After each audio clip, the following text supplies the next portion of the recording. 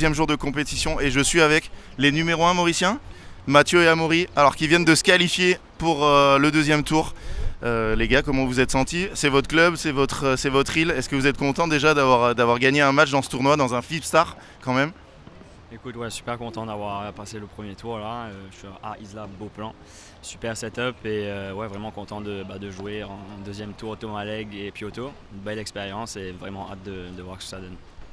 Alors on sait que bon, le club a 1 an et que le paddle est arrivé ici il y a 3 ans sur l'île Maurice à peu près.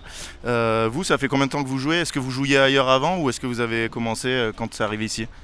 Alors on a commencé il y a peut-être 3 ans et demi. Il y avait un hôtel avec un terrain, on jouait une fois la semaine. Ensuite, mon club là s'est monté RM pré-Covid, juste avant le Covid. Donc on a commencé à jouer indoor pendant le Covid même.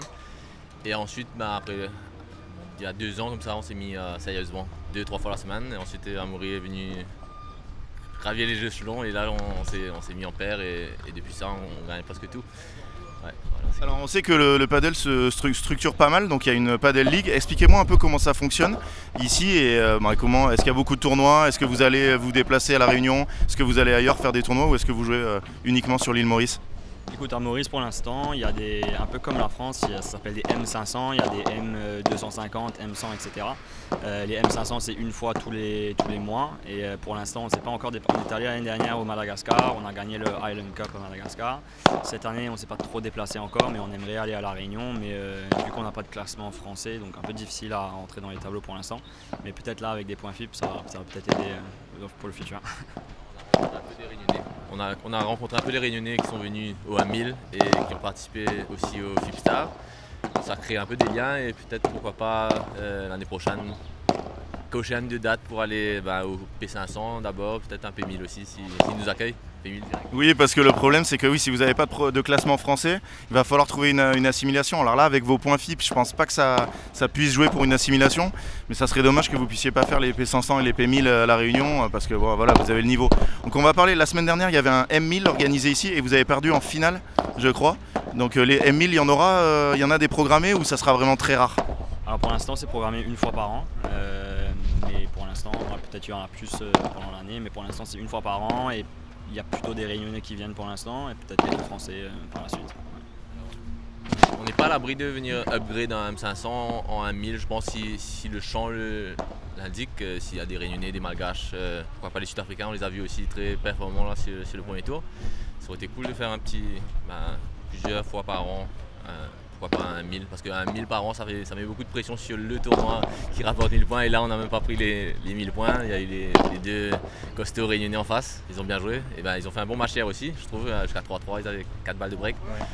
Et ça craque un peu l'expérience peut-être, mais voilà, eux aussi ils doivent aller en France, nous notre step c'est aller à La Réunion, il faut prendre cette expérience là et voilà. Ouais, et pourquoi pas faire un petit séjour en France, vous faire 2 semaines et faire 5-6 tournois pour avoir un mini classement parce que s'ils ne vous trouvent pas d'assimilation, alors je pense que ça doit pouvoir se gérer. Ça, si Stéphane Berafato, le responsable des classements à la Fédé française, le regarde, je pense que vous faites une demande, peut-être vous aurez une assimilation. Parce qu'on sait que les P500 et P1000 en France sont au cut et donc du coup à La Réunion vous rentrerez jamais même dans les qualifs, ce qui serait quand même dommage, ou alors par wildcard, ce qui peut se faire, donc voilà. En tout cas les gars, bravo, vous allez jouer en fin de matinée contre Tomaleg, Ignacio Pyoto. Alors là la route va s'élever, 89e mondial et 95e mondial. Qu'est-ce que vous attendez de ce match? Écoute, zéro pression, donc c'est génial, pas de pression. Et puis là, je pense que comparé à ce match de ce matin, il y aura un peu plus de rythme, il y aura un peu plus de jeu. Écoute, ça dépend si on lève un peu trop Pyoto Alex, il n'y aura pas peut-être trop de jeu, mais bon, on verra. On va essayer de faire ce qu'on peut et jouer au maximum, quoi. Exactement, il y a zéro pression, donc on sait ce qu'il faut faire, se lâcher. Contrairement à ce matin qu'on n'a pas su faire. En plus, on a joué hier aussi, on a été un peu cassé dans le rythme. Et non, là, on est bien dans le rythme pour tout à l'heure, on sait ce qu'on ne doit pas faire en tout cas. L'OB est trop court.